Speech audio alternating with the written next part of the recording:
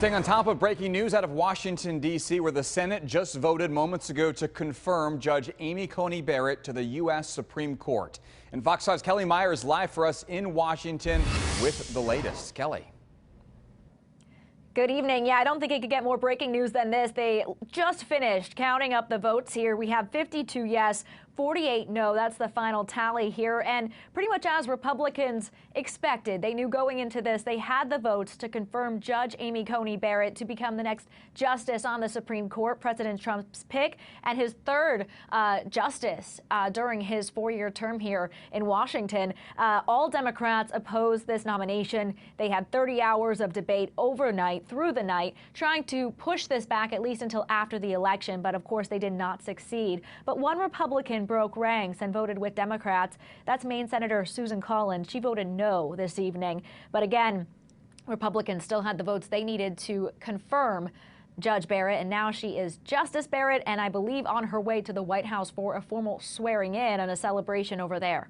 That's right. She's expected to be sworn in at the White House by Clarence Thomas, and she'll be eligible to start her job immediately thereafter, Kelly. I'm curious about the feeling there in Washington when it comes to the political nature of this, which is, I guess, kind of an obvious thing to say, but just the timing. Obviously, we're a week and a day out from Election Day. A lot of these senators, Susan Collins, for example, finds herself in a tough race for her job. How much did politics play a factor into how this kind of played out here over the last couple of weeks, and including, like you said, the last 30 hours or so? Well, it definitely is, getting so close to Election Day with 8 days away from that. And like you said, a lot of these senators are up for re-election, so it almost became sort of like a campaign announcement as well as both of their position here in the Senate.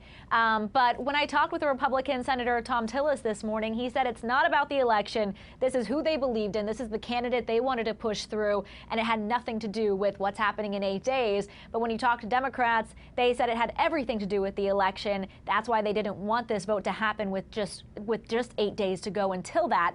And then just because the Affordable Care Act is also up on the Supreme Court the week after the election, along with election lawsuits that could come up as well.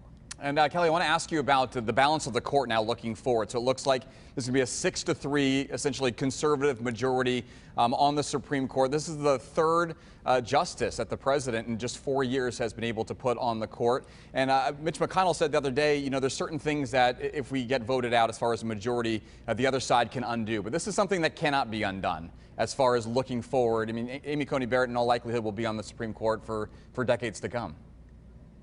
Yeah, and I think that's what Democrats were saying throughout this process. This is a lifetime appointment, and really both sides knew this was a lifetime appointment. This is something to take very seriously, but both sides thought that they were doing the right thing. The one side said this was constitutional. This was their right to fulfill this wish of President Trump and fill this seat as it became vacated by Justice Ruth Bader Ginsburg. But Democrats said that it wasn't the right thing to do to rush through this process, and now having a weighing more conservative court, they definitely fear for things like health care and marriage equality and things like that. That's some of their talking points, as they were saying, going forward with this process that they were concerned about. All right, unprecedented timing, certainly. Kelly Meyer live for us in Washington, breaking it down. We appreciate it. Breaking news that is literally happening just in the last few minutes here, and a lot of history being made. Kelly, thank you very much.